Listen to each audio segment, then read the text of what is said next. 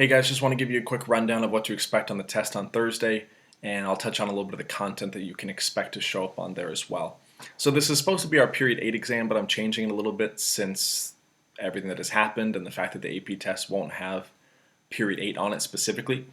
But the AP exam goes up to World War II, and therefore, as I referenced already, you can use Period 8 information, Korea, Vietnam especially, to try to make sense of and to talk coherently about events from Period 7, which is World War II and prior. And so basically the test for Thursday, which is going to be a DBQ, you'll have two options, two prompts to choose from, choose which one you like better, and it'll be a DBQ, a mini one, 5 documents instead of 7. You will be able to use Period 8 information, that's why you ought to review it, and I'll touch on some of it here in a little bit, but it will require you to go back and make connections with Period 8 information and events all the way back to World War I. And of course, we'll touch on the big picture because it's just one question. I want you to try to incorporate some of your knowledge across these couple periods, which essentially means it's a Period 7 and 8 exam, combining some of the major themes, especially of foreign policy, spoilers, to prepare you for what the DBQ on the AP exam is likely to look like. Because, again, since it is one question, it is likely, certainly, as almost all DBQs already do, to incorporate major themes and to not be something like a multiple choice question can be, which might test you on some very specific information. Doesn't mean specific information is irrelevant, but you need to be able to put together arguments about major themes and events across time periods. So that's what we're going to do. We'll talk a little bit about Period 8 stuff, content right now, and then you're just going to need to be able to on Thursday to incorporate this kind of knowledge, Period 8 knowledge, with some of the major events of Period 7, which really in particular is going to be foreign policy and the world wars especially. So what is essential from Period 8 that will be useful both on my test on Thursday and again on the AP test?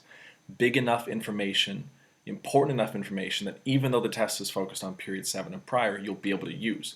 Well, first, it is certainly understanding the Cold War and the anti-communist mentality of the United States post-World War II, because that certainly didn't just begin post-World War II. Anti-communism in the United States goes back, at the very least, to the First World War. The First World War is when Russia has its revolution and the country is taken over by the communists. And during World War I and just after World War I, the United States experiences what is called the First Red Scare. It's a second one as well, spoilers, and that's after the Second World War. But the First World War brings us the First Red Scare, which is this fear of, opposition to, attempt to suppress, control, and get rid of communism and communists in the United States.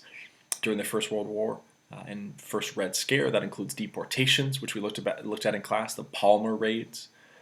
This targeted communists and socialists, but also roped in anarchists and eventually as well some more radicals and liberals who are, just like during the Second Red Scare, are questioned in terms of their commitment to the United States and to American ideals.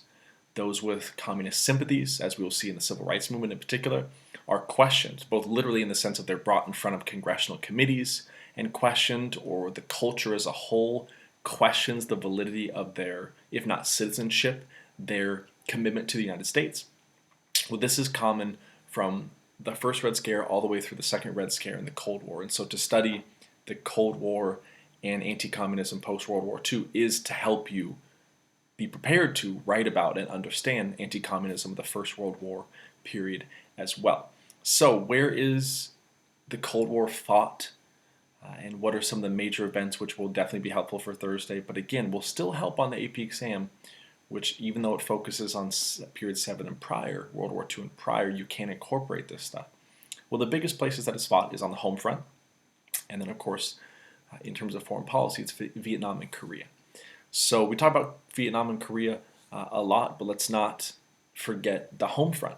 The home front is a battle in the Cold War as well. So how is the battle fought here? Well, it's fought primarily through anti-communist legislation, through congressional committees that try to root communists out, especially in the government, and also it's fought in the culture as a whole.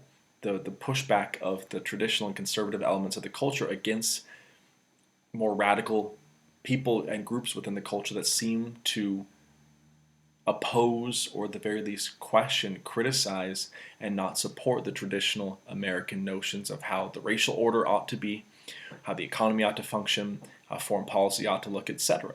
So that means everything from rock and roll music to, of course, again, civil rights could be seen as a communist plot. The question that's fundamentally guiding this battle against communism on the domestic front is, what does it mean to be an American? What does it mean to be patriotic? And this is a question we've talked about in class. We had a really good conversation about this in After Hours last week, which is another reason why you should go to those things. Exceptional conversation that ranged from Washington and Adams all the way up to Colin Kaepernick and kneeling for the national anthem, and what does it mean to protest and properly, if there's such thing, and to be patriotic, etc. We talked about Jimi Hendrix and the music in class that we listened to and talked about, and how that was a form of protest and how people felt about it and whether or not it was equatable to flag burning and things of that sort. Right? So that question of what does it mean to be patriotic, what does it mean to be an American, is fundamentally the question that is asked in this battle against communism on the home front. And the answer that's generally given is that to be an American is to support American policies against communism in every instance. During the Second Red Scare is when you have McCarthyism, which is led by Senator Joseph McCarthy, who attempts to root communists out of the government. He gives speeches where he talks about having lists. I have 205 names of communists in the United States government. He did not. It was a campaign of fear-mongering and exploitation and exaggeration. But nonetheless, it stokes the kind of fear, plays upon the fear that is essential to the Second Red Scare. So, a big battle in the Cold War, and in general important to understand anti-communism in the United States, is the battle here on the home front. It's not just fighting in foreign countries to suppress communist movements like we see in Korea and Vietnam. It's also the fight here over free speech, over civil liberties, over, again, the question of what does it mean to be an American. And you get some of your fiercest criticism of this time period post-World War II from the Beats. Remember the Beats, or the beatniks? They're the predecessors to the hippies. Again, the counterculture movements that we've touched on in class are consistently the source of the most heated rhetoric against the United States government and against the culture. And the Beats are the source of that in the 1950s, right after the Second World War. And they would certainly question this answer given to what does it mean to be an American, to support the U.S. government in its fight against communism. Think about the poem we looked at in class from Allen Ginsberg that, among many other things, questioned U.S. opposition to communism, questioned its fear of Red Russia as the greatest threat to American values. As we move through the 50s into the 60s, that kind of mentality is going to be picked up on by people like Malcolm X, the Black Panthers, and the Black Power movement. Think of the quote I gave you from Muhammad Ali, the famous athlete, world champion heavyweight boxer who became a member of the Nation of Islam, like Malcolm X was, and famously said he was not going to go to Vietnam because, well, the Vietnamese never called him an N-word, as was talked about in class. I mean, the Vietnamese never kept him from, or people like him, from attending schools with white kids or drinking from the same water fountain, etc. Never kept them in segregated housing, never abused them as the police force in America did, especially seen in famous cases like Emmett Till.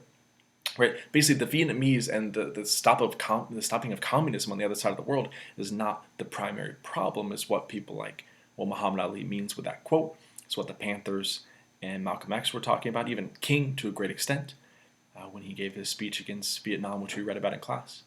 They called America the greatest purveyor of violence. These are all different groups or people for various reasons saying that communism is not really the threat you think it is, or it's not as great of a threat, or Russia is not as great of a threat, or there are other things we ought to be concerned with. So that's some of the places you see resistance to the culture's general answer to the question of what does it mean to be an American, support America in its fight against communism all across the world, right?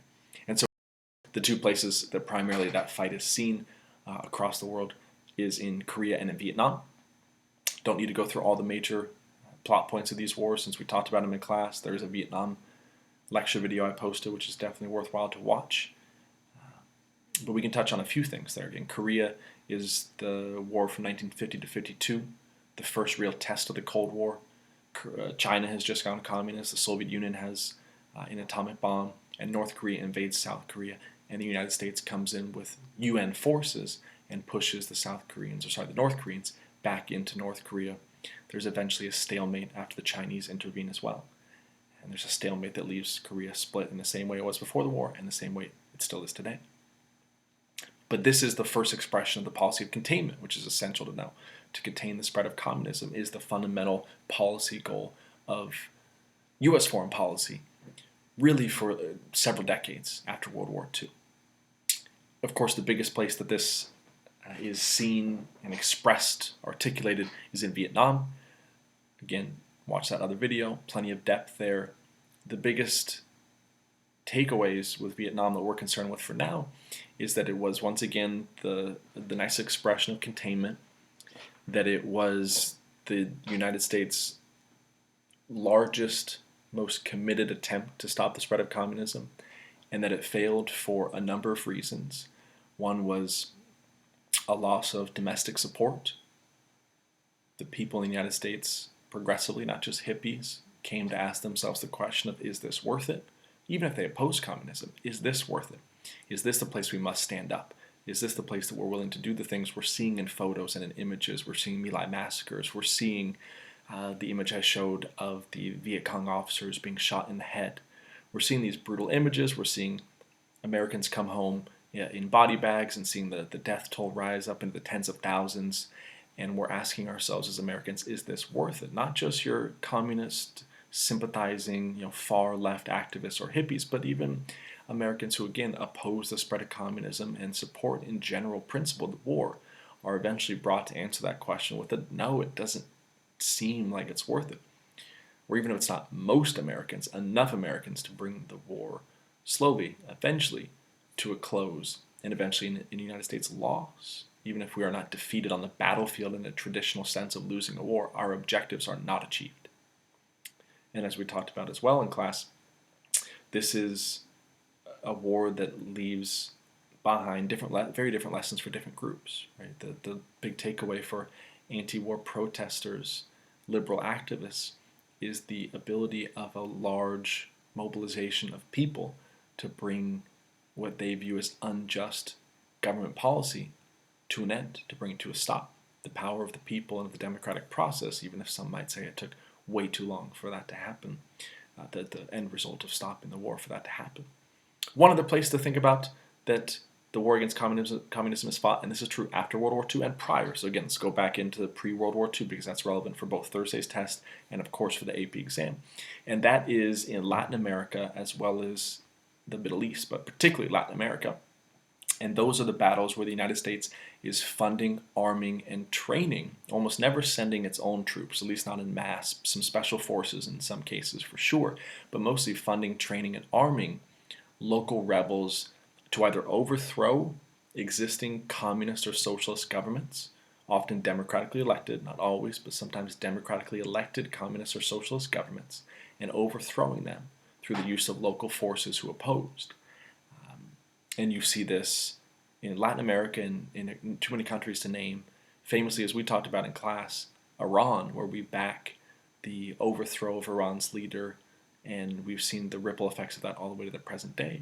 We talked about in class the Trump administration's decisions about how to respond to the killing of, or how, rather, Iran was going to respond to our killing of the Iranian general, and how that relates back to a long, sordid history between ourselves and the Iranians. And it goes back to U.S.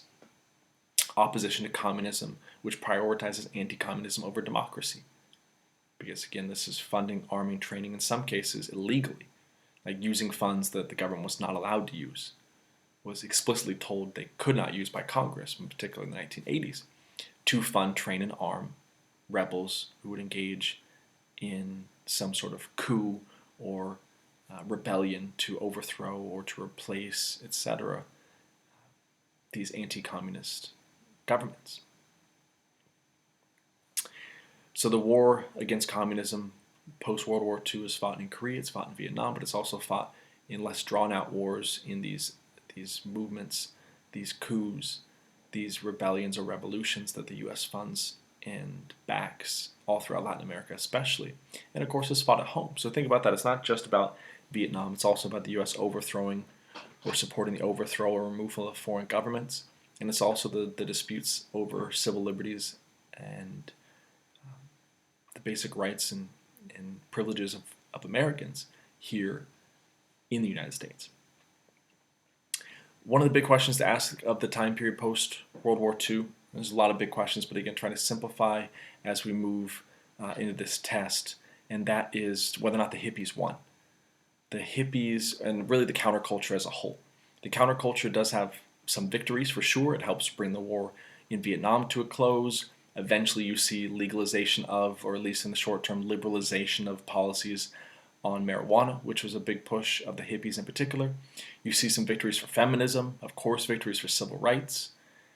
But you have some broader defeats. What we're going to look at in the 1970s and into the 80s is a conservative pushback and conservative revolution led by Richard Nixon and then most especially Ronald Reagan. And that is a movement, a pushback of the conservative element of the American people, of the American electorate, against the radical change, the radical social change that is pushed by the hippies and the counterculture. And that conservative revolution will seize political power for decades. And so that's a major loss, which we'll explore further. And of course, more broadly, the counterculture, which especially to the Beats and the hippies wanted a broader revolution, a complete change of American society, especially against consumerism. Definitely lost. Whether you look at our culture today, we have roundly rejected the hippies' ideal of some sort of communal living arrangement, anti-materialism or immaterialist living arrangement. We've commodified hippie culture, right? You can buy stickers of the classic yellow smiley face, if you know these, that comes from hippie culture. You can go to Party City and buy a little hippie costume to wear for Halloween.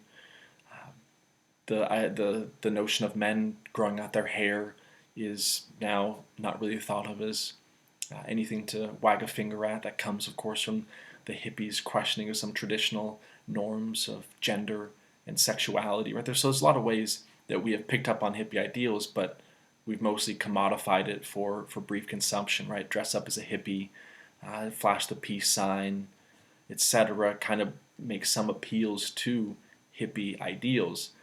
But the consumer culture has continued completely unabated, and so the larger revolution the hippies call for definitely fails.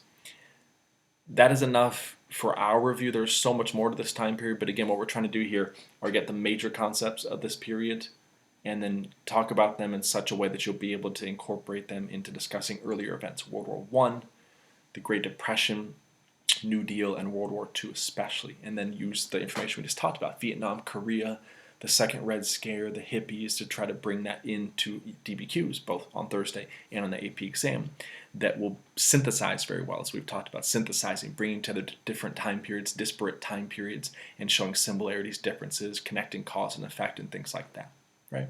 Okay, I don't want to film this video again because it's, as usual, been like 7 or 8 takes, and so that's just going to have to do. Let me know if you have any questions, and I'll see you in class.